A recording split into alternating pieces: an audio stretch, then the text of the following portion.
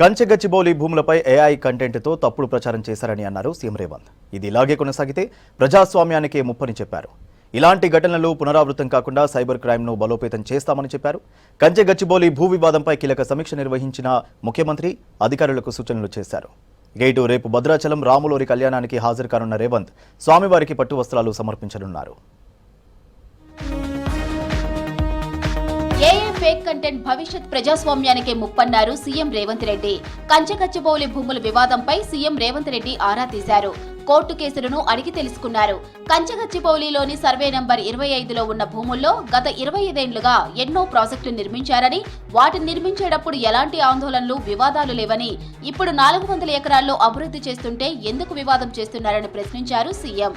Artificial intelligence ద్వారా ఉన్నవి లేనట్లు, లేనివి ఉన్నట్లు వీడియోలు, ఫోటోలు తీసి సోషల్ మీడియాలో తప్పుడు ప్రచారం చేస్తున్నారని ఆందోళన వ్యక్తం చేశారు.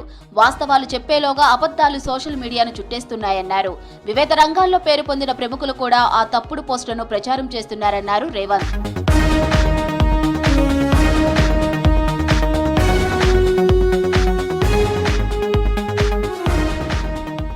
సున్నితమైన ఇండో-పాక్, ఇండో-చైనా సరిహద్దుల ఘర్షణలకు సంబంధించి ఏఏ ఫేక్ కంటెంట్ సృష్టిస్తే భవిష్యత్తులో యుద్ధాలు జరిగే ప్రమాదం ఉందన్నారు CM Revanth Reddy. Artificial intelligence ద్వారా తయారు చేసే ఫేక్ వీడియోలు, ఫోటోలు కరోనా వైరస్ ను మించిన మహమ్మారి లాంటివని సమావేశంలో ఆందోళన వ్యక్తం చేశారు.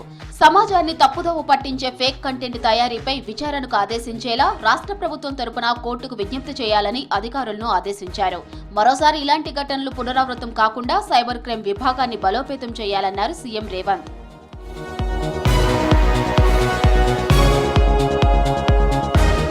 సీఎం రేవంత్ రెడ్డి అధ్యక్షతన సెక్రటరియేట్లో కీలక సమావేశం జరిగింది. హ్యూమన్ రైట్స్ కమిషన్, సమాచార కమిషన్, లోకాయుక్త సెలక్షన్ కమిటీలు రేవంత్ రెడ్డి అధ్యక్షతన భేటీ అయ్యాయి.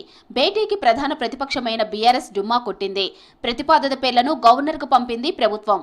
సమావేశానికి మండలి chairman Gutha Sukhender Reddy, assembly speaker Gaddam Prasad హాజరయ్యారు.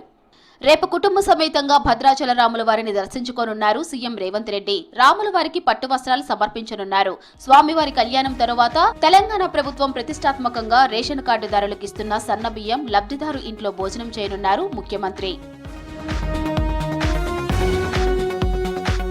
ఈ నెల 16 నుంచి 21 వరకు జపాన్ పర్యటనకు వెళ్లనున్నారు సీఎం రేవంత్ రెడ్డి, మంత్రి శ్రీధర్ బాబు. మొదటిసారి జపాన్లో ఒకాసా ఇండస్ట్రియల్ ఎక్స్పోలో ఇండియన్ పెవిలియన్ ఏర్పాటు చేయనున్నారు. దీనికి ప్రధాని మోదీ హాజరవుతారు. కేంద్రం కేటాయించిన పెవిలియన్లోనే రాష్ట్ర ప్రభుత్వ స్టాల్ ఏర్పాటు చేస్తామని చెప్పారు మంత్రి శ్రీధర్ బాబు. కేంద్రం ఏర్పాటు చేసిన పెవిలియన్ను అన్ని రాష్ట్రాలు సంయుక్తంగా ఉపయోగించుకుంటాయని తెలిపారు. రాష్ట్రానికి సంబంధించిన స్టాల్ 2 రోజుల పాటు ఉంటుందన్నారు. రాష్ట్రంలో పెట్టుబడులకు అవకాశాలను వివరిస్తామన్నారు మంత్రి.